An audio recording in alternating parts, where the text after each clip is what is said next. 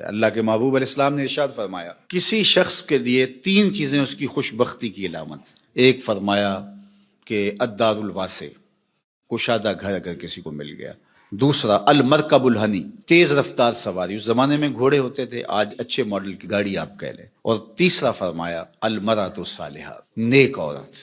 نیک عورت اللہ کا انعام ہے۔ اس کی تشریح بھی فرمائی کہ نیک عورت کون ہے۔ فرمایا جب تم اسے حکم دو تو وہ بجا لائے، اور جب تم اسے دیکھو تو تم خوش ہو جاؤ۔ تو یہ نیک عورت کی علامت بیان فرمائی گئی۔ تو نیک عورت آنے والی نسلوں کی ضامنہ بنتی ہے، اس لیے اچھی بیوی تلاش کرنا، اور کل وہ بیوی ماں بننے والی ہے اور آپ کی نسلیں اس کی گود میں پلیں گی، اور وہ ضامنہ ہے آپ کی نسلوں کی۔ اگرچہ یہ درست ہے کہ مرد کی اثرات اولاد کے اوپر مرتب ہوتے ہیں۔ الولد سر لابیہ، یہ فرمایا گیا کہ جو بیٹا ہوتا ہے یا بیٹی ہوتی ہے وہ باپ کا راز ہوتی ہے۔ باپ کے اثرات اولاد کے اندر ظہور پذیر ہوتے ہیں، اس میں کوئی شک نہیں، لیکن تربیت کا جوہر خاتون کے ہاتھ میں، ماں کے ہاتھ میں۔ تو مائیں ہی اولاد کو صالحہ اور پاکیزہ بناتی ہیں۔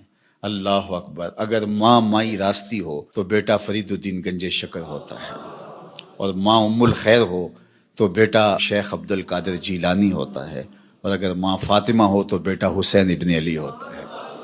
اس لیے جو نکاح کا معیار اسلام نے دیا ہے، اللہ کے محبوب علیہ السلام نے ارشاد فرمایا عورت سے نکاح 4 وجہ سے کیا جاتا ہے۔ یعنی کوئی بھی کسی سے نکاح کرتا ہے تو اس کے جو دواعی ہیں، جو محرکات ہیں، وہ 4 ہیں۔ سب سے پہلا فرمایا لمالہا، عمومی طور پہ یہ لوگوں کے رویے ہیں جو حضور نے بیان فرمایا۔ مال کی وجہ سے لوگ کسی سے نکاح کا رشتہ جوڑتے ہیں۔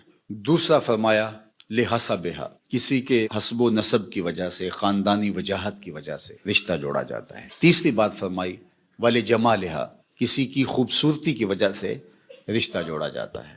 اور پھر آقا کریم علیہ السلام نے چوتھا فرمایا لدینہا، کسی کے دین کی وجہ سے اس کے ساتھ رشتہ جوڑا جاتا ہے۔ پھر آقا کریم نے فرمایا کہ تم اپنے غلاموں کو تلقین فرمائی کہ تم نکاح کرتے ہوئے دین دیکھا کرو۔ اللہ اکبر! دین کی بنیاد پر، ہاں اگر باقی چیزیں بھی دین کے ضمن میں آئیں، دیندار خاتون صاحب جمال بھی ہو، صاحب کمال بھی ہو، صاحب مال بھی ہو، حسب و نسب کے اعتبار سے بھی وہ اعلیٰ مرتبے پہ فائز المرام ہو، تو یہ اچھی بات ہے، مل جائے۔ لیکن پہلی چیز جو ہے اس کا دین ہے، کیونکہ اگر خاتون دیندار ہوگی تو نسلوں میں دین پھیلے گا۔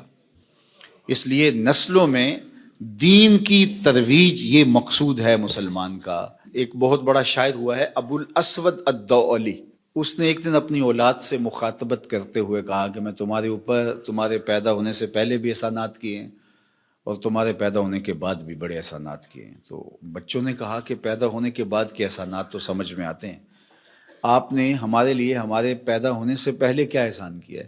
تو ابو الاسود الدؤلی کہنے لگا کہ میں ایک شاعر تھا، اور شاعر کی طبع میں حسن پسندی ہوتی ہے۔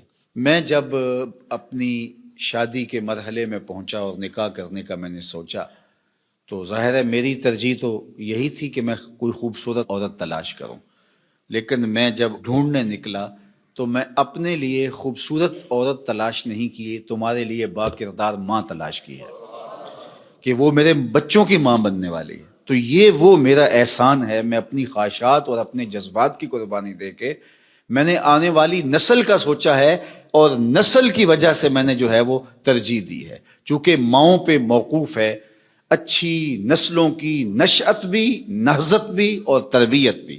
تو جس طرح کی ماں ہوگی اولاد اسی طرح کی ہوگی۔